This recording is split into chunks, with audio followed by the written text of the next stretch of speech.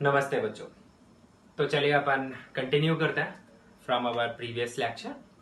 तो वहां पे मेरा आखिरी पॉइंट जो मैंने आपको बताया था, it was regarding this that gravitational field follows principle of superposition.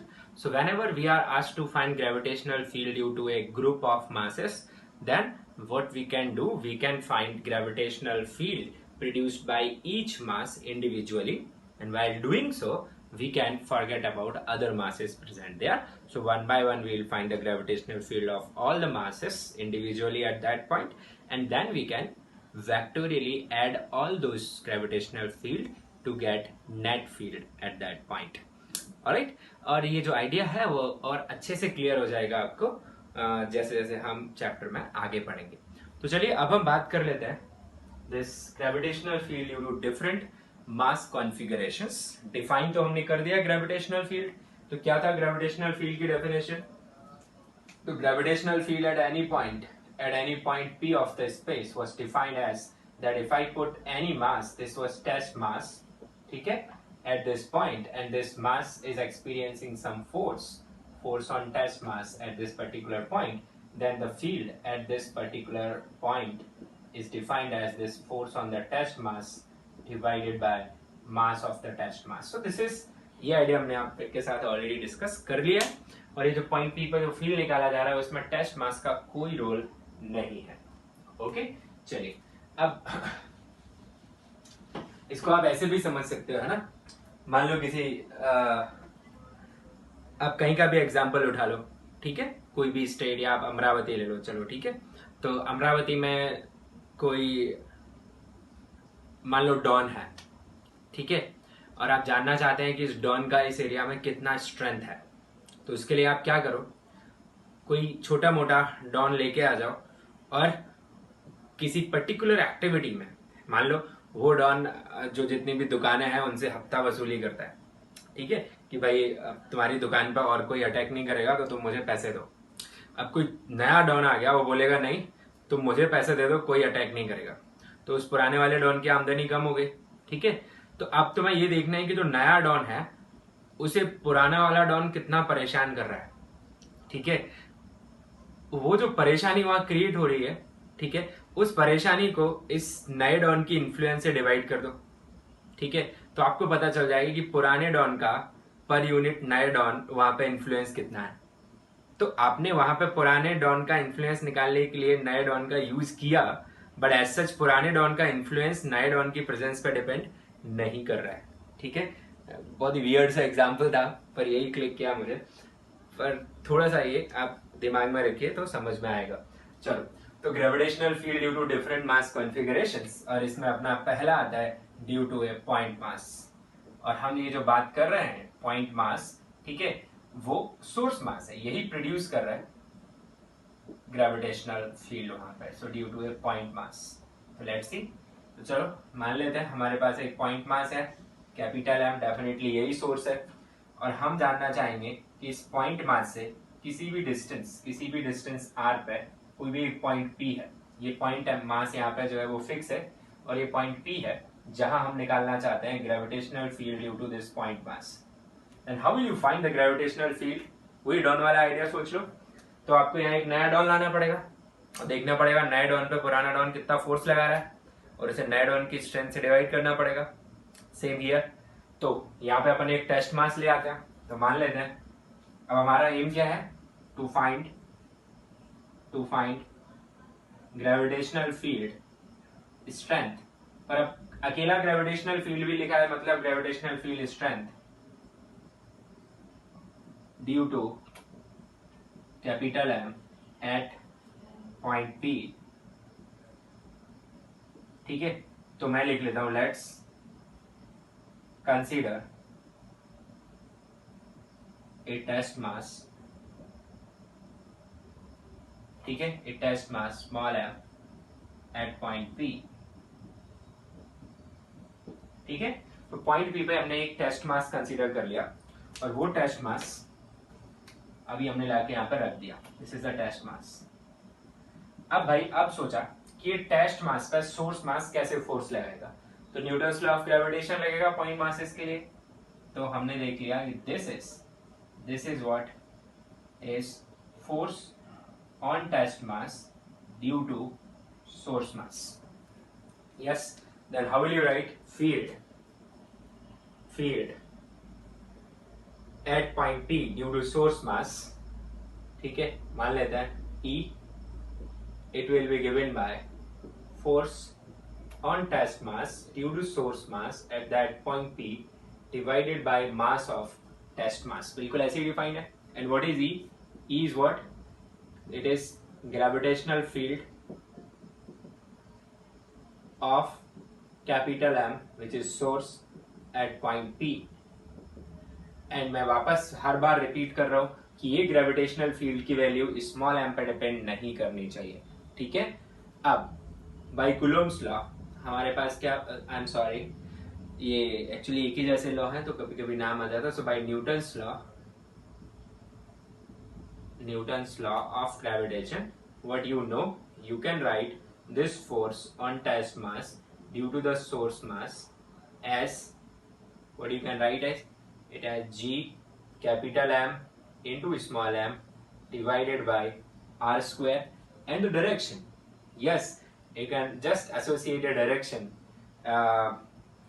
अब it depends on us कि हम R vector किधर ले रहे हैं. तो R vector is position vector. This is your R vector. This is your R vector. ठीक है. तो R vector is position vector of point P with respect to the source mass. तो यहाँ पे मुझे क्या ऐड करना पड़ेगा, माइनस ऑफ आर कैप. आप देख पा रहे हैं आर वेक्टर के अपोजिट डायरेक्शन में ये फोर्स बन रहा है. This is the Newton's gravitation law से हमने लिख दिया. अब यहाँ पे अपन पुट करते हैं तो मेरे पास जो E है उसकी वैल्यू कितनी आ जाएगी यहाँ पे, it will be G M upon r square, ये तो क्या रहा, इंटू माइनस आर कैप. ठीक है, divided by small m. Small m से स्मॉल एम कैंसिल हो गया. So what I got, the value of E is this, I got this G M upon r square minus of r cap. या फिर आपको अगर r cap की value put कर देनी है तो ये मिल जाएगा आपको G M upon r cube r vector. ठीक है, बट हम इसे ज्यादा यूज करेंगे. ठीक है, दिस वन. तो ये जो एक्सप्रेशन आप देख रहे हैं ऊपर, ये जो एक्सप्रेशन आप देख रहे हैं, this is the gravitational field due to capital M at point P and it is not depending on choice of test mass. ठीक है, तो अब अपन यहाँ पे काम की बात लिख लेते हैं. सो कंक्लूजन इस पर्टिकुलर डिस्कशन का क्या निकला कि gravitational field of capital M, उसका जो मैग्नीट्यूड आया वो आया GM बाय आर स्क्वायर. ठीक है, पहला formula. And direction of E is towards the source mass, that is capital M. So आप अगर ये बात ध्यान रखेंगे, और चॉइस नहीं, डोंट हैव चॉइस, इस क्वेश्चन सॉल्व करने के लिए आपको ये बात बहुत अच्छे से समझ लेनी है. ठीक है, और ये जो आइडिया है, हालांकि न्यूटन्स लॉ ऑफ ग्रेविटेशन ये एक लॉ है, वेरीफाई कर सकते हैं, बट वाई, अब जब ये था तो ऐसा कॉम्प्लेक्स सा मेथड क्यों बताया जा रहा है, ये E अलग से क्यों डिफाइन किया जा रहा है. So you will be able to appreciate this idea of gravitational field जब हम पॉइंट मास के बजाय ग्रुप ऑफ मासेस या फिर रिंग या स्फीयर इनकी बात करेंगे, then this idea really helps. ठीक है, तो ये हमने बनाया है अपनी अंडरस्टैंडिंग को इजी करने के लिए, या फिर ये सोच लो कि न्यूटन्स लॉ ऑफ ग्रेविटेशन को एक्सटेंड करके एक कंटिन्यूअस मास डिस्ट्रीब्यूशन का ग्रेविटेशनल फोर्स पता करने के लिए. ठीक है, चलो, तो ये बात आपको समझ गई यहाँ पे. ओके, मैं अगेन रिपीट करता हूँ. Gravitational field of capital M at a distance small r from capital M is given by G capital M by R square and direction is towards capital M. So this is what you have to remember. So you can note this down.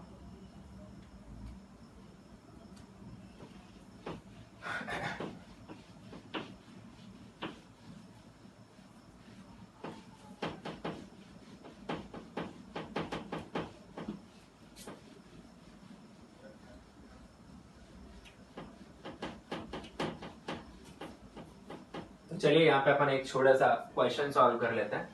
Okay, let's see. Question बहुत easy सा दे रहा हूँ मैं आपको। मान लो आपके पास यहाँ पे एक कैपिटल मास है, कैपिटल एम, ठीक है, and it is capped at a point से सम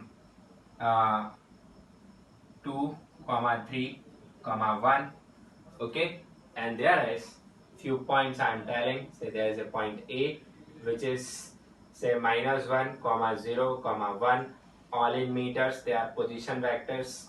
There is another point B, okay, which is say 0, 0, 2 meter. So I am asking find gravitational field due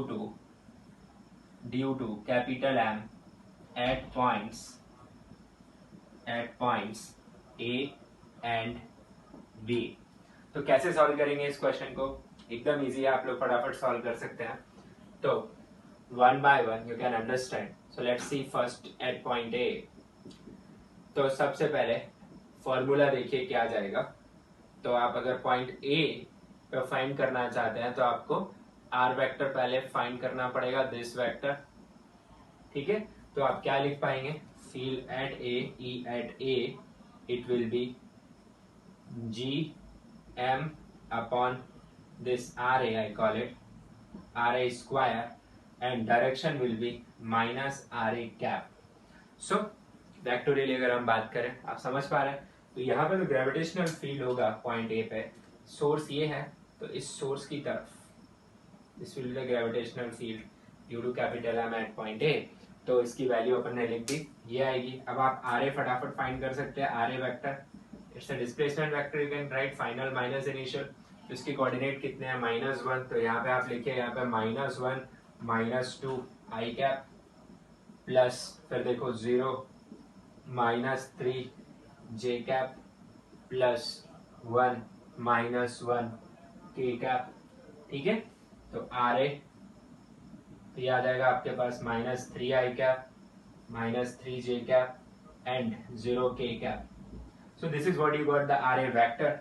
okay, आप आर ए कैप भी निकाल सकते हैं।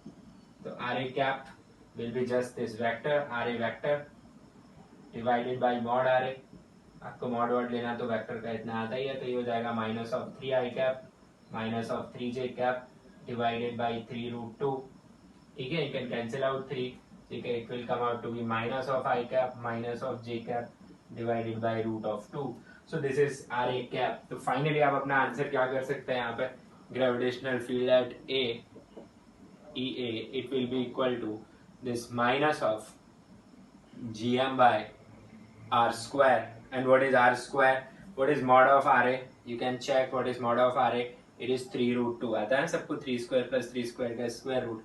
तो इसका स्क्वायर कर देंगे अपन, तो 3√2 का स्क्वायर हो जाएगा यहाँ पे, into r A cap, minus में बाहर निकाल लिया हूँ। So what is r A cap? You got it as -i cap -j cap divided by √2। So you can write your final answer here.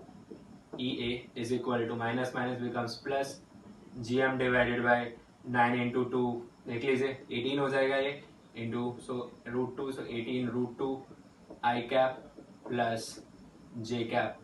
और यूनिट अगर आपको लिखनी है तो क्या आ जाएगी? न्यूटन पर kilogram, this is the unit. So you can understand the way we solve this particular question here. तो आई थिंक आपको इसमें कोई प्रॉब्लम नहीं होगी। पॉइंट बी पे आप खुद निकाल सकते हैं। So I leave it as homework for you. So I want you to solve it and tell me the answer on the WhatsApp group. I'll confirm it for you. So here answer for A is this. All right.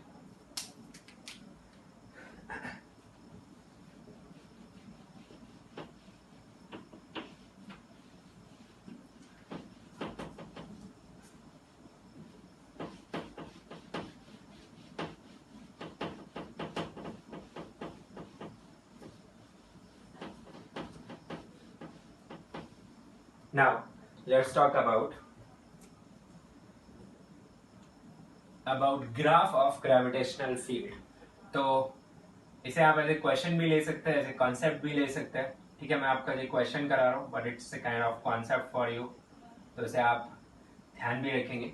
तो मेरा यहाँ सवाल ये है Okay, suppose there is a mass capital M जिसको मान लिया गया है ओरिजिन, ठीक है, और एक डिटेक्टर समझ लीजिए आप, या फिर मेरे पास कोई ऐसी डिवाइस है जो कि ग्रेविटेशनल फील्ड की स्ट्रेंथ मेजर करती है, ठीक है, और इस लाइन पे वो मूव कर रहा है, इस लाइन के अलॉन्ग मैं आर मेजर कर रहा हूं यहां से, तो कोई भी पॉइंट मेरा यहाँ पे पी है और ये डिस्टेंस आर है, ठीक है, between M and P, P की कुछ डिस्टेंस है, समझ रहे हैं आप।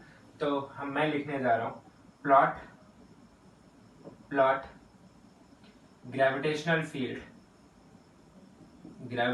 Field of point mass capital M, ठीक है, वर्सेस आर, ठीक है, at any point basically r is measured from this on this line, ठीक है। Consider rightward direction as positive and leftward as negative। ये उल्टा भी हो सकता है, ये हमें जो ग्रेविटेशनल फील्ड है उसका मैग्नीट्यूड प्लस लूं या माइनस लूं, ये डिसाइड करने में मदद करेगा हमारे, ठीक है। तो अब डेफिनेटली है ये वाली जो डायरेक्शंस हैं, मतलब इधर की तरफ कभी फील्ड पॉइंट कर रहा होगा तो मुझे उसे पॉजिटिव कंसीडर करना पड़ेगा, इधर की तरफ पॉइंट कर रहा होगा तो मुझे उसे नेगेटिव कंसीडर करना पड़ेगा। तो आपको समझना क्या है कि मान लो मेरे पास कोई डिटेक्टर है जो मैंने पॉइंट पी पर रखा है, ये कुछ ग्रेविटेशनल फील्ड रीड कर रहा है विद डायरेक्शन, मैं इसे दूर ले जा रहा हूँ तो ग्रेविटेशनल फील्ड कैसे चेंज हो रहा है, फिर इस साइड भी है, इसे दूर ले जा रहा हूँ तो ग्रेविटेशनल फील्ड कैसे चेंज हो रहा है। तो आप लोग सबसे पहले तो फॉर्मूला लिख दीजिए ग्रेविटेशनल फील्ड का, क्या है, gm/r²। और अगर वेक्टोरियली जाएंगे तो बस इसके साथ साथ मुझे क्या और लिखना पड़ता है, माइनस ऑफ आर कैप, ठीक है। अब देखिए आपके पास दो एक्सिस है ना, ध्यान से समझेंगे तो आपको बिल्कुल समझ आ जाएगा। मैं वाई एक्सिस पे कंसीडर कर रहा हूँ ग्रेविटेशनल फील्ड, ये मेरा ओरिजिन है जहां पे मास रखा हुआ है, ठीक है, यहीं पे मेरा मास रखा हुआ है, दिस इज ओरिजिन। अब सिंपल सी बात है, जब मेरा आर पॉजिटिव है मतलब मैं यहाँ पे हूं, ठीक है, जब मैं यहाँ पे हूं तो मेरा ग्रेविटेशनल फील्ड का जो एक्सप्रेशन बन रहा है in this particular zone, it is becoming minus of gm/r², because इस साइड के सारे पॉइंट्स पे ग्रेविटेशनल फील्ड इधर ही पॉइंट कर रहा होगा, यस कर रहा होगा कि नहीं, यानी किधर पॉइंट कर रहा है, नेगेटिव में, तो यानी यहाँ पे जो ई आएगा वो नेगेटिव, और इधर अगर मैं कोई पॉइंट कंसीडर करूं तो यहाँ पे ग्रेविटेशनल फील्ड किधर पॉइंट कर रहा है, राइटवर्ड, यानी यहाँ पे जो ई आएगा वो क्या कंसीडर करना पड़ेगा, पॉजिटिव। तो सिंपल सी बात, इस जगह पे आर की वैल्यू पॉजिटिव है, ई की वैल्यू नेगेटिव है, यहाँ पे आर की वैल्यू नेगेटिव है, ई की वैल्यू पॉजिटिव है। बेसिकली यहाँ पे जो आर है वो कैसा है आपका पॉजिटिव, और यहाँ पे जो आर है वो कैसा है आपका नेगेटिव। और वेरिएशन आप देख ही पा रहे, 1/r² का वेरिएशन है। तो एट दिस लोकेशन आर क्या है, 0, क्योंकि आप कैपिटल एम से पी की डिस्टेंस निकाल रहे हैं, तो जब आपका डिटेक्टर यहीं पे है तो स्मॉल आर 0 है, तो आपकी ई की वैल्यू कहाँ जा रही है, इनफाइनाइट, और जब डिटेक्टर बहुत दूर चला जाएगा तो आर इनफाइनाइट हो जाएगा, तो ई कहाँ जा रहा है, 0। तो something like this, but it's not a hyperbola. Hyperbola 1/r होता तो हाइपरबोला रहता, नॉट ए हाइपरबोला, बट कुछ इस तरीके का ग्राफ यहाँ पे आपको मिला है। पर आप देखेंगे कि ये गलत कर दिया मैंने, क्योंकि ई यहाँ पे क्या आ रहा है, नेगेटिव, तो ये ग्राफ कहाँ जाएगा आपका, 4th क्वाड्रेंट में जाएगा, ऐसा जाएगा, ठीक है, ताकि डायरेक्शन भी पता चले कि जब आर पॉजिटिव है, ई नेगेटिव आ रहा है, मतलब ई इज पॉइंटिंग लेफ्टवर्ड। हमेशा ध्यान रखें कि gravitational field of a point mass always points towards the source mass, ठीक है। अब इधर जो फील्ड आएगा, यहाँ पे मेरा ई पॉजिटिव है, तो इसे अपन सीधा सीधा gm/r² से लिख सकते हैं, तो वेरिएशन वैसे ही दिखेगा सिर्फ और सिर्फ, बट ये ध्यान रहा, it's not hyperbola, it's not hyperbola, because 1/r² का वेरिएशन है। तो आप देख पा रहे हैं, in the vicinity of a point mass gravitational field is tending to infinite. Yes, आप अगर जस्ट लेफ्ट में है, you are just left to this capital M, field is infinite and pointing towards right. If you are here, field is infinite and pointing towards left. So in the vicinity of a point mass, gravitational field is infinite, and at too far away points, अगर आप बहुत दूर चले जाते हैं, then gravitational field tends to 0। And एक बात समझिए कि कैपिटल एम का इन्फ्लुएंस कहां तक है, तो प्रैक्टिकली इसका इन्फ्लुएंस इनफाइनाइट तक है, क्योंकि आप कहीं भी मास प्लेस कर देंगे वहां पे ग्रेविटेशनल फील्ड की कुछ ना कुछ वैल्यू आएगी इस कैपिटल एम की ग्रेविटेशनल फील्ड की, और जो मास आपने प्लेस किया है वो क्या एक्सपीरियंस करेगा, कुछ फोर्स एक्सपीरियंस करेगा। सो ग्रेविटेशनल फील्ड इनफाइनाइट तक स्ट्रेच होती है, ठीक है। पर जैसे जैसे हम दूर जाते जाते हैं सोर्स से, वैसे वैसे इसकी स्ट्रेंथ क्या होती जाती है, कम होती जाती है। तो जब हम ये बात बोलते हैं, जब आपने कभी सुना होगा या फिर, है ना, मार्स मिशन था इंडिया का या नासा के आप मिशन उठा लो, उनमें हम बोलते हैं कि अर्थ के ग्रेविटेशनल फील्ड से बाहर चले गए। सच में आप किसी भी प्लेनेट या किसी भी स्टार के ग्रेविटेशनल फील्ड से कभी बाहर नहीं जा सकते इस यूनिवर्स में, थ्योरेटिकली स्पीकिंग। बट आप अर्थ के ग्रेविटेशनल फील्ड से बाहर चले गए, मतलब आप इतनी ज्यादा दूर चले गए अर्थ से कि अर्थ का जो पुल है इट इज नेग्लेजिबल, ठीक है। या फिर ये बोल दो कि जो बाकी के पुल है they are into the effect, earth का जो पुल है वो नेग्लेजिबल है। तो स्पेस जैसा कोई टर्म एग्जिस्ट नहीं करता कि ऐसा कोई पॉइंट हो यूनिवर्स में जहां पे किसी का ग्रेविटेशनल फील्ड ना हो, नहीं। एक्चुअली जो गैलेक्सीज हमसे हमसे कई लाइट ईयर दूर है, आप लाइट ईयर फील कर सकते हैं कितना बड़ा यूनिट है, तो वो गैलेक्सीज भी हमारे ऊपर बहुत ही छोटा सा ग्रेविटेशनल फोर्स एक्सर्ट कर रहे हैं, बट उनका ग्रेविटेशनल फोर्स अर्थ के ग्रेविटेशनल फोर्स के कंपैरिजन में, on us I am talking about, वो काफी कम है, इसलिए हम उनसे अफेक्ट नहीं हो रहे हैं, ठीक है। तो चलो, ऑलराइट, तो हमने ये बात समझ ली है। मैं एक क्वेश्चन मिटा रहा हूं, आप इसे ध्यान भी रखेंगे as graph, this is how it looks like, alright.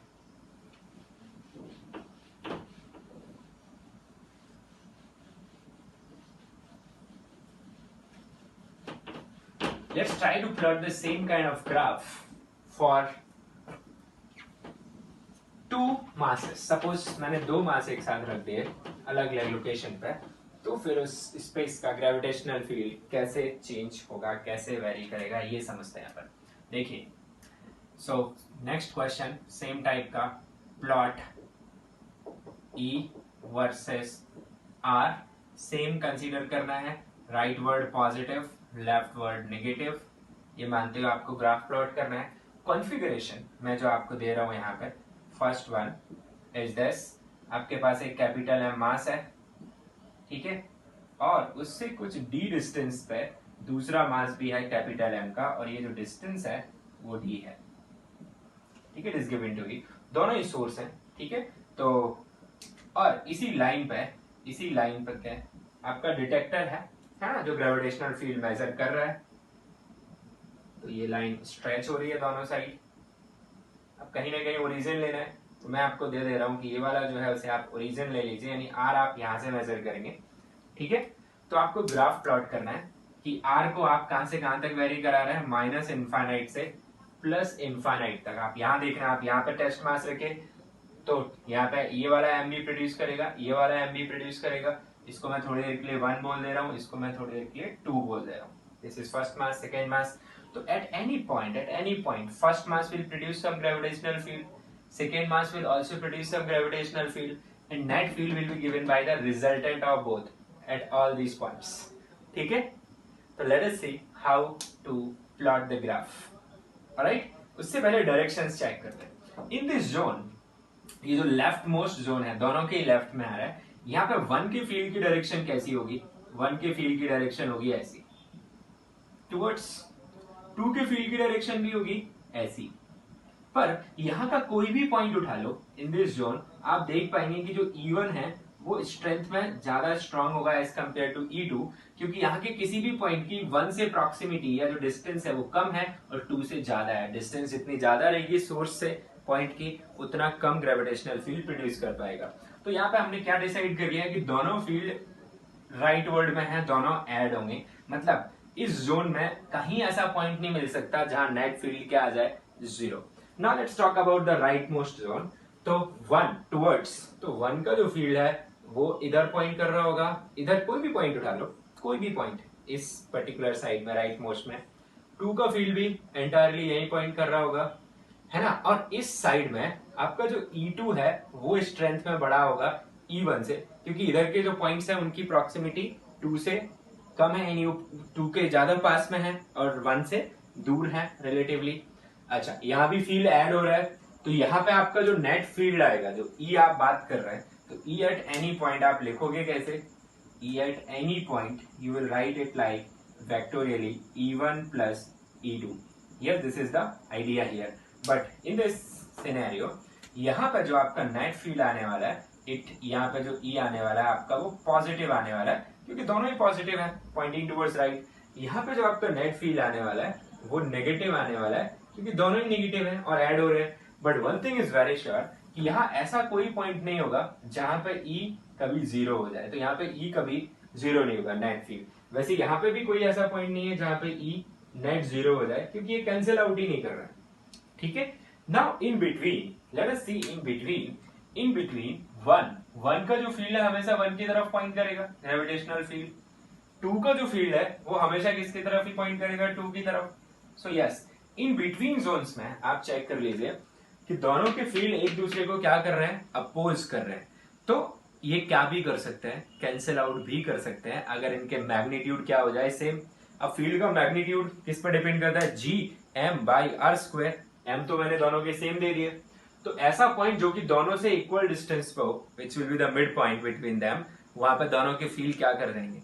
Cancel out. Agree? तो वहां पे जब दोनों के फील्ड कैंसिल आउट कर जाएंगे, तो वहां पे अगर आप कोई टेस्ट मास रख देंगे ले जाके, तो क्या वो टेस्ट मास कोई नेट फोर्स एक्सपीरियंस करेगा? नो। ठीक है, हाँ, यहाँ पे मैंने कोई टेस्ट मास रख दिया तो वो नेट फोर्स किधर एक्सपीरियंस करेगा? राइट में। यहाँ पे मैंने कोई टेस्ट मास रख दिया, वो नेट फोर्स किधर एक्सपीरियंस करेगा? लेफ्ट में। पर यहाँ के एग्जैक्टली बीच में, हाँ, ऐसा नहीं है कि हर पॉइंट पे फील्ड जीरो आएगा नेट, नो, सिर्फ एक ही पॉइंट पे। वो कौन सा पॉइंट होगा? Just the mid point between them. This is the midpoint which is equally divided. So at this particular point, इस पॉइंट को आप स्पेशल नाम भी दे सकते हैं। मैं लिख सकता हूं at this point this E1 is equal to E2 and net field is zero because they are opposing. So we call such points, we call null points. So such points where net field is zero, this is net field is zero, are called null point. क्या बुलाते हैं? null point. ठीक है, क्योंकि वहां net field zero है, you call it null point. अच्छा, graph plot कर ले, लेट्स डू इट। तो मैं यहाँ पे एक्सेस वगैरह कंसीडर कर रहा हूं। आई होप आपको ये एनालिसिस अच्छे से समझ आ गई होगी। ठीक है, तो let's see how we are plotting the graph.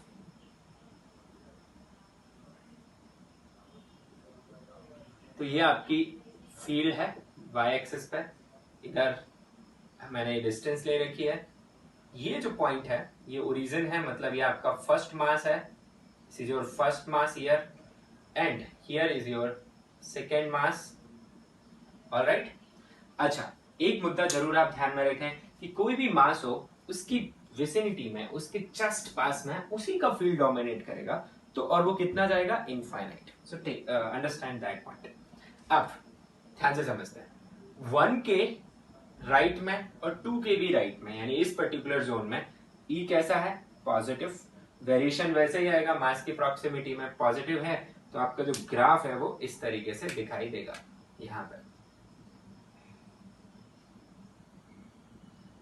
ठीक है, जस्ट मास के पास में फील्ड कहां अप्रोच कर रहा है? इनफाइनाइट। मास से बहुत दूर फील्ड कहां अप्रोच कर रहा है? जीरो। अच्छा, यहाँ पे जस्ट राइट में यहाँ पे किसका फील्ड डोमिनेट करेगा? 1 का। और 1 के फील्ड की डायरेक्शन किधर है? Right, sorry left. 1 के फील्ड की डायरेक्शन इधर, इस वाले जोन में किधर है? लेफ्ट, मतलब नेगेटिव। तो यहाँ पे फील्ड इनफाइनाइट तो बनेगा, पर कौन सा इनफाइनाइट बनेगा? नेगेटिव। ठीक है, और एग्जैक्टली मिडवे ये डिस्टेंस इज इक्वल। ठीक है, मैं यहाँ पे एक डॉटेड लाइन बना दे रहा हूं।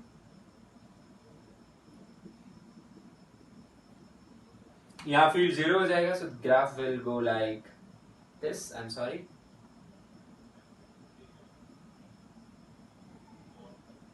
ठीक है। अब लेट्स थिंक अबाउट दिस। तो यहां से लेके यहां तक 1 का फील्ड डोमिनेट किया और यहाँ पर दोनों के फील्ड इक्वल हो गया, कैंसिल आउट हो गया, जीरो हो गया। अब किसका डोमिनेट करेगा? 2 का। और 2 किधर है? Rightward. Yes, in between rightward है, यानी आप पॉजिटिव अप्रोच करेगा। और अब 2 के जस्ट पास में आप पॉइंट लेके आओगे तो फील्ड वापस इनफाइनाइट हो जाएगा, नहीं इनफाइनाइट हो जाएगा। तो यहाँ पे ये जो ग्राफ है वो कॉन्केविटी चेंज करेगा और कुछ इस तरीके से ऊपर की तरफ जाना चाहिए, ठीक है। Alright, okay, now what about the extreme right. Extreme right में नेट फील्ड नेगेटिव ही है। और हाँ, अब आप चेक करो एम के जस्ट यहाँ पे मेरा मार्कर में जहाँ पॉइंट कर रहा हूँ, यहाँ पे फील्ड की डायरेक्शन किधर है, लेफ्ट की तरफ, पर just close to this mass तो इनफाइनाइट जाएगा, और जैसे जैसे आप दूर जाओगे तो किधर अप्रोच करेगा, 0 की तरफ। So this is the graphical representation of this particular situation. आप रीड करें, 1 से बहुत दूर एक्सट्रीम लेफ्ट में फील्ड 0 बट पॉजिटिव है ना, almost tending to 0 but positive. जैसे जैसे मैं पास आ रहा हूँ field is increasing increasing becoming infinite positive. जैसे ही मैं क्रॉस कर रहा हूँ इस पर्टिकुलर मास को, फील्ड क्या हो जा रहा है आपका, नेगेटिव, तो नेगेटिव में इनफाइनाइट चला गया। जैसे जैसे मैं मिड पॉइंट को अप्रोच कर रहा हूँ, it field is becoming 0 tending to 0। जैसे मिड पॉइंट क्रॉस किया, field is now started to become positive positive positive. जैसे ही मैं कैपिटल एम के पास में आया सेकेंड मास के, फील्ड इनफाइनाइट चला गया पॉजिटिव। जैसे मैंने दूसरा इसको जस्ट क्रॉस किया, फील्ड इनफाइनाइट है पर नेगेटिव में, और जैसे जैसे मैं दूर जा रहा हूँ field is approaching towards 0। I hope you are able to understand, ठीक है। इस पॉइंट के कोऑर्डिनेट क्या है, इस पॉइंट के ये है आपका d,0 है ना। This point is just d, या फिर आप ऐसे भी लिख सकते हैं here, this point is at d/2 and this point is d, ठीक है। तो और ये आपका ओरिजिन है, ये तो आपको दिख ही रहा। I hope you understood this idea of null point also you got. Alright.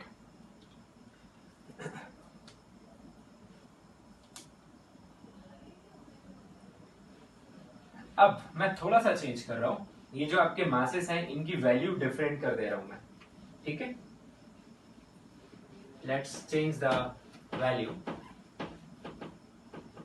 फिर हम देखेंगे ग्राफ में क्या चेंज आएगा। तो चलो मैं इनकी वैल्यू डिफरेंट कर दे रहा हूं। ये आपका कैपिटल एम है, इसे मैंने 2m कर दिया। दूसरा वाला जो है I made it 2m, just double, और ये दूरी अब भी d है, ठीक है। और बिल्कुल वैसे ही डिस्कशन है, इसे आप ओरिजिन ले रहे हैं, दिस इज ओरिजिन, ठीक है। इसे 1 मान लीजिए और इसे 2 मान लीजिए, m1 and m2 like that, ठीक है। तो मैं ऐसे यहाँ लिख दे रहा हूँ, इसे आप 1 मान लीजिए, इसे आप 2 मान लीजिए। तो ये सेकेंड मास की जो वैल्यू 2m हो गई है, वो यही कन्वेंशन है। So let's start. अब इस जोन में ध्यान से देखिए, इस पर्टिकुलर जोन में which is left most zone, तो यहाँ पे जो 1 का फील्ड है, 1 का फील्ड इधर रहेगा E1, और 2 का फील्ड है वो भी इधर रहेगा टूवर्ड्स 2। बट हम यहाँ नहीं बोल सकते कि किसका फील्ड बड़ा होगा, क्योंकि इसका मास बड़ा है ना। तो जो फील्ड है वो मास के प्रोपोर्शनल होता है, डिस्टेंस के स्क्वायर के इनवर्स से प्रोपोर्शनल होता है। तो यहाँ कंपैरिजन की बात नहीं उठ रही है, ठीक है। तो यहाँ पे ये हो गया कि पर ये डेफिनेटली ये क्या हो रहा है, ऐड होने वाला है। और net field which is E, net field यहाँ पे क्या होने वाला है बच्चों, if I write net field here, it is going to be positive. Yes, दोनों राइट में। यहाँ पे सेम आइडिया, दोनों लेफ्ट की तरफ ही पॉइंट करेंगे, आपका E1 भी और E2 भी। बट हाँ, यहाँ पे जरूर मैं क्लियरली बोल सकता हूँ कि E2 will be much much greater than E1, क्योंकि ये पॉइंट्स क्लोज भी हैं 2m के, और 2m वैसे भी बड़ा है m से, तो दोनों ही एक फैक्टर फेवर कर रहे हैं यहाँ पे। तो यहाँ बोल सकते हैं। नाउ इधर जो नेट फील्ड आएगा E, वो आएगा नेगेटिव। आई होप आप समझ पा रहे हैं, दोनों लेफ्ट की तरफ है नेगेटिव। इन बिटवीन की बात करें तो वही जो 1 है उसका फील्ड 1 की तरफ आएगा, 2 है उसका फील्ड 2 की तरफ आएगा। ऐसा पॉइंट जहां पे ये दोनों इक्वल हो जाएंगे वहां पर नल पॉइंट एग्जिस्ट करेगा। अब ये इक्वल कहाँ होंगे, क्या एग्जैक्टली मिडवे? तो उसके लिए हमें समझना पड़ेगा कि किसी भी पॉइंट मास का जो फील्ड होता है वो क्या होता है, Gm/r²। तो एक तो मास और r² दोनों डिसाइड करते हैं। अब अगर इसकी बात करें, छोटे वाले मास की बात करें, तो उसका मास ऑलरेडी कम है, यस, और उसे कैंसिल आउट करना है किसका, फील्ड 2m का। तो कहाँ कैंसिल आउट कर पाएगा, अपने पास कर पाएगा ना। जैसे मैं आपको, चलो 2 कंट्रीज की ऐसे समझते हैं अपन, मान लो नेपाल है, ठीक है, और दूसरा कंट्री आप उठा लो, चलो यूनाइटेड स्टेट्स उठा लेते हैं अपन, ठीक है। तो एक वर्ल्ड का सबसे स्ट्रांग कंट्री इंडिविजुअली बात की जाए, है ना, हर तरीके से आप देखें तो, ठीक है। और दूसरा आपका नेपाल, जो कि एक बहुत छोटा सा देश है। अब मुझे बताओ, नेपाल का जो राष्ट्रपति है या फिर प्रधानमंत्री है, जो भी वहां का सबसे बड़ा पावर सेंटर है, ठीक है, वो यूएस के प्रेसिडेंट, वहां का जो मैक्सिमम पावर सेंटर है, उनकी पावर को कहां कैंसिल आउट कर सकता है, या उनका जो नल पॉइंट है वो कहां मिलेगा। Are you getting my point? ठीक है, I am just taking relative, है ना। तो डेफिनेटली यूएस बहुत स्ट्रांग है, तो अगर नेपाल का प्रेसिडेंट यूएस की पावर्स को कैंसिल कर भी पा रहा है, तो कहां कर पाएगा वो? Very close to Nepal. हो सकता है नेपाल के कंट्री के अंदर ही, है ना, वहां पर जाके वो एक दूसरे की पावर्स को कैंसिल करें। अदरवाइज यूनाइटेड स्टेट्स ऑलरेडी बहुत स्ट्रांग है, और आप यूनाइटेड स्टेट के पास में ही, उस कंट्री के अंदर, तो नेपाल का कोई सही नहीं है भाई, उसकी कोई सुनेगा ही नहीं वहां पे। आप समझ पा रहे हैं? तो नल पॉइंट किसके पास एग्जिस्ट करेगा, किसके नियर बाई एग्जिस्ट करेगा? कमजोर के पास, क्योंकि कमजोर वो पहले से ही है ना, और पास रहेगा तो इन्फ्लुएंस थोड़ा ज्यादा क्रिएट कर पाएगा। तो ये हमेशा ध्यान रखें कि जो नल पॉइंट है वो हमेशा छोटे मास के पास एग्जिस्ट करेगा। तो इस केस में जो नल पॉइंट है वो मिड पॉइंट पे ना होके कहां पे आ जाएगा? Little closer to this smaller mass. So this is null point here, ठीक है। एंड दिस नल पॉइंट मतलब यहाँ पे जो ई है वो क्या होगा? 0। ये दोनों कैंसिल आउट हो रहे हैं। पर मैं अगर इसकी बात करूं कि अगर ये डिस्टेंस r1 है, ये डिस्टेंस r2 है, तो डेफिनेटली जो r1 है वो छोटा होगा किससे? r2 से। तो यहाँ पे आप लिख सकते हैं null point of 2 point mass configuration exist between line joining them and closer to smaller mass। अच्छा, लेट्स कैलकुलेट कि नल पॉइंट एग्जैक्टली कहां एग्जिस्ट करेगा। तो मैंने इस पॉइंट पर बोल दिया, आप इस पॉइंट को थोड़ी देर के लिए ए बुलाने लगे, तो ए इज माई नल पॉइंट। तो आप क्या बोलेंगे? What is field at A due to first mass? I call it E1. It is gm by r1 square. What is 2? It is gm by r2 square. Yes. अब ये दोनों cancel, direction तो है ही, मैंने मैग्नीट्यूड लिया हुआ है, magnitude equal कर दीजिए आप यहाँ पे। तो इक्वल करेंगे अपन तो क्या आ जाएगा मेरे पास? gm by r1 square is equal to, यहाँ पे सॉरी, g इंटू 2m आएगा, तो g into 2m divided by r2 square, gm cancel out, so you get r2 divided by r1 is equal to square root 2. So r2 is square root 2 times r1, and you also know that r1 plus r2 is equal to d, so you can write r1 is equal to, what will you get? r1 you will get 1 by 1 plus root 2 into d, and r2 you will get root 2 divided by 1 plus root 2 into d. So this is what you got. So here r1 is smaller than r2. Null point is not exactly midway, it is closer to the smaller mass. So what will be the change in this graph? You will see only this change, कि जो null point है वो थोड़ा सा किसके पास देखने लगेगा आपको? Null point will be closer to this mass. तो बिल्कुल ऐसा ही ग्राफ आ जाएगा थोड़े चेंजेस के साथ, ठीक है। ये अब 2m हो गया है, तो यहाँ पे कुछ नल पॉइंट आ जाएगा आपका, इस नल पॉइंट। बाकी सारी चीजें वैसे ही है, बाकी कुछ भी चेंजेस नहीं आएगा, पैटर्न भी ऐसे ही रहेगा। बस ये जो डिस्टेंस है वो अब r1 हो जाएगी, और ये जो डिस्टेंस है वो r2 हो जाएगी, बाकी सारी चीजें सेम। तो आई होप ये पॉइंट मैं क्लियर कर पाया कि क्यों ऐसा हो रहा है और क्या है ये। ऑलराइट,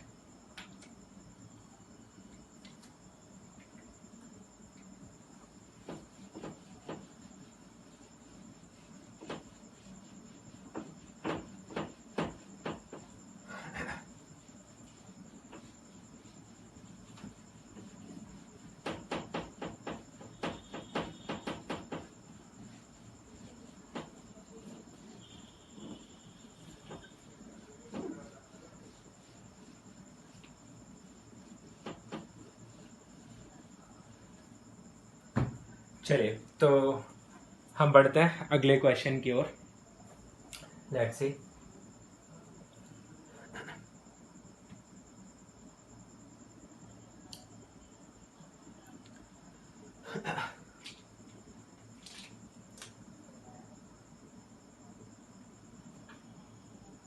एक मास है m जो 0,0 पे प्लेस्ड है, ठीक है, या फिर let me right this way -a,0 पे है, और एक दूसरा मास है which is also same m and this is at a,0, this is x axis, ठीक है, एंड डेफिनेटली यहाँ पे होगी आपकी y axis, this is y axis,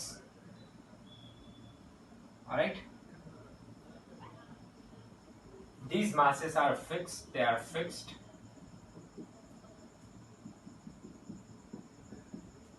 ठीक है। now question is a point mass small m is kept at origin, ठीक है, ओरिजिन ये है, यहाँ पे एक स्मॉल एम रखा हुआ है। सबसे पहला है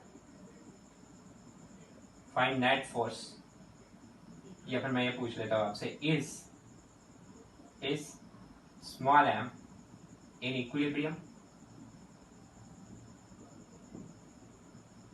ठीक है, and do not consider anything else apart from these two, मतलब अर्थ भी नहीं कंसीडर कर रहे, consider it as isolated system, it is given to you here, ठीक है। सो कंसीडर आइसोलेटेड मतलब और कोई चीजें नहीं है, सिर्फ यही लोग फोर्स लगा सकते हैं। तो वो स्मॉल एम पे कौन कौन फोर्स लगाएगा, स्मॉल एम पे ये कैपिटल एम लगाएगा और वो कैपिटल एम भी लगाएगा। आपको अगर कंफ्यूजन से बचना है तो आप मान लो थोड़ी देर के लिए कि ये 1 है और ये 2 है, तो 1 और 2 दोनों लगाएंगे। तो आप तो क्या करो, 1 और 2 का नेट फील्ड निकाल लो इस जगह पे, और उस नेट फील्ड को स्मॉल एम से मल्टीप्लाई कर दोगे तो स्मॉल एम पे फोर्स आ जाएगा। बट हम देख चुके हैं कि मासेस सेम है, तो ये पॉइंट नल पॉइंट है, so here we can write, इसका सॉल्यूशन बड़ी आसानी से हम कर सकते हैं, क्या, as origin is null point, है ना, क्योंकि वहां पे नेट फील्ड 0 आएगा दोनों की वजह से। सो एंड फोर्स कैसे लिखते हैं, force on test mass is test mass into field at that point, तो ई ही 0 हो गया, इसलिए फोर्स ऑन टेस्ट मास क्या आ गया, 0। It implies yes small m is in equilibrium, ठीक है ना।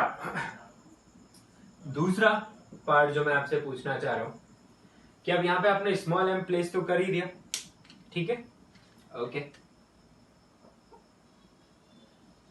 this small m you placed it. Now my question is, if small m is displaced slightly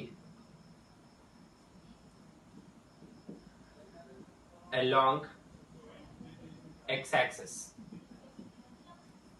ठीक है, discuss its motion, मीन्स मैं यहां जानना चाहता हूं कि अगर स्मॉल एम को मैंने स्लाइटली डिस्प्लेस कर दिया ऑन एक्स एक्सिस, तो जो स्मॉल एम है वो वहीं रह जाएगा या ऑसिलेट करने लगेगा या फिर भाग जाएगा वहां से, क्या होगा ये आपको सोचना है। Discuss its motion, how will you discuss, see, आपके पास एक मास यहाँ पे है, दिस इज एम, दूसरा मास यहाँ पे है, ठीक है, दे आर फिक्स्ड एनीवे। क्या स्मॉल एम इन दोनों पे इंडिविजुअली फोर्स लगा रहा होगा, यस। क्या ये दोनों स्मॉल एम पे फोर्स लगा रहे होंगे, यस। बट हाँ, स्मॉल एम पे 2 फोर्स लग रहे हैं, वो कैंसिल आउट कर रहे हैं, बट जो 1 है उस पर भी 2 फोर्स लग रहे हैं, कौन कौन लगा रहा होगा, 2 लगा रहा होगा और स्मॉल एम, बट वो कैंसिल आउट नहीं कर रहे होंगे, तो इसलिए किसी ने इसे पकड़ के रखा हुआ है इन दोनों को, बट स्मॉल एम को कोई नहीं पकड़ा है। तो स्मॉल एम ये आपका ओरिजिन है, एग्जैक्टली मिडवे, ये डिस्टेंस ए है, ये डिस्टेंस ए है। अब इसे थोड़ा शिफ्ट कर दिया, यहां पे ला दिया m। Now what will happen? तो यहाँ पे लाने से क्या होगा आप खुद ही चेक कर सकते हैं। कौन स्ट्रांग हो चुका है इस पार्ट में अगर मैं यहाँ से लेके यहाँ तक की बात करूँ, ये आपका नल पॉइंट है ना, ये आपका नल पॉइंट है। तो यहाँ पे आपका जो E1 है, field of 1 is exactly equal to E2। अगर यहाँ बात करेंगे तो E1 बड़ा है E2 से, यहाँ बात करेंगे तो भाई E2 बड़ा है E1 से, क्योंकि आप 2 के पास चले गए हो, है ना, मासेस सेम है। और डायरेक्शन वाइज बात की जाए तो देखो पूरे जोन में आपका जो E1 है वो इस डायरेक्शन में पॉइंट कर रहा है और जो E2 है वो इस डायरेक्शन में पॉइंट कर रहा है। ठीक है, तो अगर मैंने इधर शिफ्ट किया तो बड़ा कौन है, E2 बड़ा है, तो नेट फोर्स इस पर किधर लग जाएगा, net force will be in this direction. Yes, तो आपने शिफ्ट भी इधर ही किया है और दूर भाग रहा है। समझ पा रहे हैं क्या? अब मैंने आपने शिफ्ट भी राइट की तरफ ही किया और फोर्स भी राइट की तरफ लग रहा है, ये तो अनस्टेबल इक्विलिब्रियम हो गया ना, ये तो भाग जाएगा राइट की तरफ। यस, अब यहाँ पे देखो, आपने अगर इसे शिफ्ट किया दूसरी साइड लेफ्ट की तरफ, तो फिर बड़ा कौन, आपने सपोज इसे इधर शिफ्ट किया होता स्मॉल m को, तो बड़ा कौन, बड़ा है अभी 1 की डायरेक्शन किधर, लेफ्ट की तरफ। तो ये जो फोर्स लगेगा इस पे अभी वो इसकी डायरेक्शन में लग जाएगा ये फोर्स, तो वापस shift towards left and force is acting towards left. So what we can say that it is unstable equilibrium.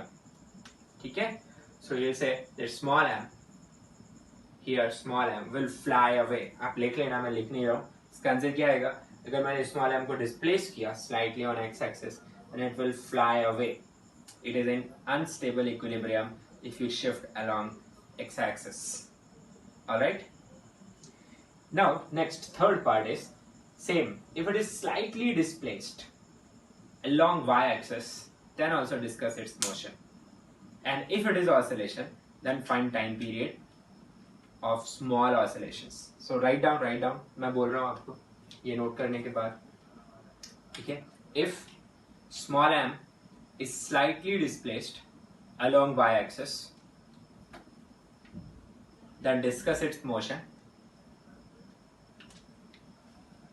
okay, and if it is oscillation find time period of small oscillations। so we will see this particular question here।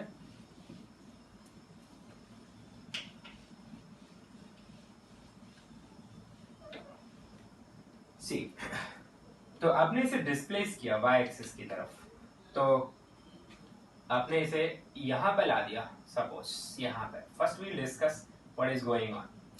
अब इस point पे net field की direction समझिए, तो इस point पे 1 का field किधर है, 1 का फील्ड 1 की तरफ होगा भाई। इस पॉइंट पे 2 का फील्ड किधर है, 2 का फील्ड 2 की तरफ होगा। अब ये डिस्टेंस इज इक्वल है क्योंकि ये परपेंडिकुलर बाइसेक्टर है y एक्सिस यहाँ पे, तो इनके मैग्नीट्यूड भी सेम हो जाएंगे। तो इस तरीके से आप देखेंगे कि आपका जो नेट फील्ड है वो किसकी तरफ पॉइंट कर रहा है, नीचे की तरफ। अच्छा, अगर मैंने इधर डिस्प्लेस कर दिया तो यहाँ पे भी चेक कर लो, this is the direction of E1, this is the direction of E2, है ना, ये इक्वल एंगल्स आ जाएंगे क्योंकि ये डिस्टेंस इज इक्वल है, परपेंडिकुलर बाइसेक्टर है। तो वापस से यहाँ पे जो आप रिजल्टेंट निकालेंगे इन दोनों का, जो E है वो किधर पॉइंट कर रहा होगा, ऊपर। सो हम यहाँ पे एक चीज कंक्लूड कर पा रहे हैं that at any point of y axis, ठीक है, gravitational field is pointing towards origin। और जिधर ग्रेविटेशनल फील्ड पॉइंट कर रहा है उधर ही टेस्ट मास पे फोर्स लगेगा। तो ये तो कंजर्वेटिव नहीं बोलूंगा, रिस्टोरिंग फोर्स का आपको सिनेरियो दिख रहा है ना, ये नीचे ये ऊपर। आपने अगर यहाँ पर रख दिया स्मॉल m को तो इस पर फोर्स लग रहा है ओरिजिन की तरफ, यहाँ पर रख दिया तो इस पर फोर्स लग रहा है ऊपर की तरफ, और कोई है नहीं, सिर्फ ये दोनों ही फोर्स लगा रहा है उस पर। इसका मतलब it implies that force on small m is restoring, so it will oscillate will oscillate when displaced along y-axis. ठीक है, इतना बात आप समझ गए. चलो अब मुद्दा उठता है, क्या ये ऑसिलेशन सिंपल हार्मोनिक है? अगर है तो टाइम पीरियड कितना होना चाहिए? So let's do it. इसके लिए कैलकुलेशन आप लोग समझिए, मैं डायग्राम सिंप्लीफाई कर रहा हूं, तो आप इसे नोट कर लें.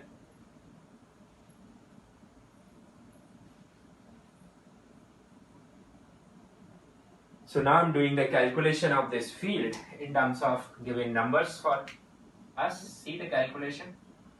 ये आपके पास A है, ये भी आपके पास A है. थोड़ी देर के लिए इस डिस्टेंस को आप R मान लीजिए, ये भी R ही रहेगी. Yes. और मान लीजिए मैंने जो y एक्सिस पे इसे डिस्प्लेस किया है, let us consider it is displaced by how much amount y from origin. So what will be E1? If you write E1, it will be equal to Gm by R square. E2 is also Gm by R square. If you consider this angle as theta, this is also theta because these two sides are equal. Okay, so Gm by R square दोनों ही same है. What is E? E is here E1 cos theta plus E2 cos theta. sin theta component will cancel out. अब जब हम E1 E2 को resolve करेंगे यहाँ पे तो दोनों ऐड हो गए. तो नेट फील्ड कितना आ रहा है आपके पास? E1 E2 की वैल्यू इक्वल ही है, तो आप लिख सकते हैं twice of Gm by R square into cos theta. Net field at any point on y axis here, तो ये कितना आ जाएगा? Twice of Gm. क्या आप स्मॉल r को y और a के टर्म्स में लिख सकते हैं? बिल्कुल लिख सकते हैं. तो small r is nothing but y square plus a square का स्क्वायर रूट, और स्क्वायर है तो स्क्वायर रूट हट जाएगा, into cos theta. What is cos theta? From here you can write is a by r. Yes, a by r. And what is r? Is square root of y square plus a square. Did you get what we? यहाँ ज्यादा fast तो नहीं हो गया? आप चाहें तो यहाँ पे साइड में लिख लें. What is small r here? Here small r is root over y square plus a square, and cos theta is y divided by r adjacent upon hypotenuse. This angle is 90 degree. ठीक है? So what is E you got? E you got as 2 Gm a divided by y square plus a square whole power 3 by 2. So just a second, ये हमने गलत लिखा है, यहाँ पे y आएगा. ठीक है? अच्छा, so what will be the force on small m? Force will be small m into the field present there. So force will be equal to m और multiply हो जाएगा, so it will be 2 Gm m y divided by y square plus a square to the power 3 by 2. So as I can see, as f is not proportional to y, या तो y का term denominator में भी आ रहा है, so it is not SHM, so it is not SHM. पर एक और बात आप देखेंगे कि उसने बोला हुआ है it's displaced slightly, but अब हम लिख देते हैं if y is very very very less than a. अगर ये है जो कि यहाँ दिया हुआ है कि it is displaced slightly, in that case y square plus a square can be approximated as a square. And अगर ऐसा कर लें हम तो फिर हमारा क्वेश्चन सॉल्व हो जाएगा. आप ये ब्लू इंक वाला पार्ट लिख लीजिए. तो अब आपको यहाँ पे क्या मिल जाएगा? Under that condition you can write your f acting on the test mass will be 2 Gm m y by नीचे आपका a square to the power 3 by 2, 2 से 2 cancel, so you got this number 2 Gm m upon aq into y. So now can you check? Here it is directly proportional to y, so write F is equal to m into acceleration. Just SHM हो गया ना अब तो ये. ठीक है, तो यहां से आप क्या लिख पाएंगे? You can write this m into acceleration. में जानबूझ के एक्सेलरेशन टर्म लिख रहा हूँ क्योंकि स्मॉल यहाँ पे ऑलरेडी है. उसकी जो वैल्यू है वो कितनी आ जाती है अपने पास? ये आ जाती है 2g divided by a cube into y.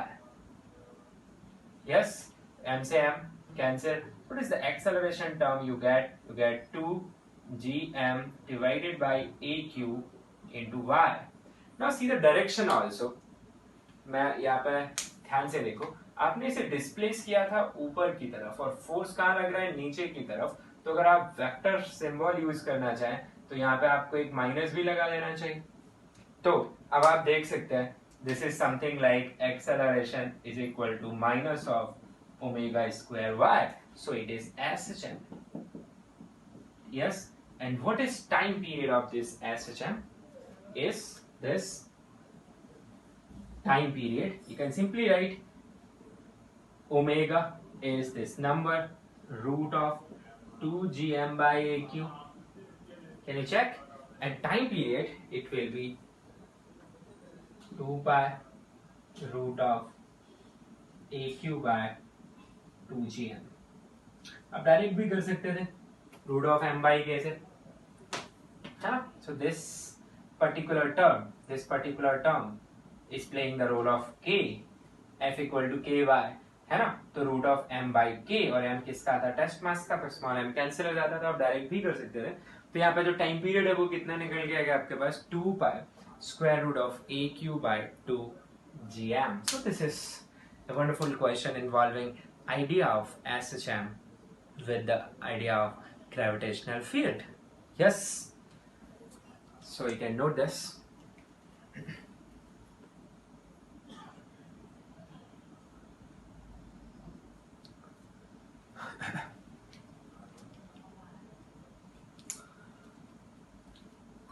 Okay, तो चलिए इसके बाद हम नेक्स्ट सीरीज में देखते हैं, नेक्स्ट लेक्चर में देखते हैं how to understand the gravitational field of different geometries. तब तक के लिए थैंक यू.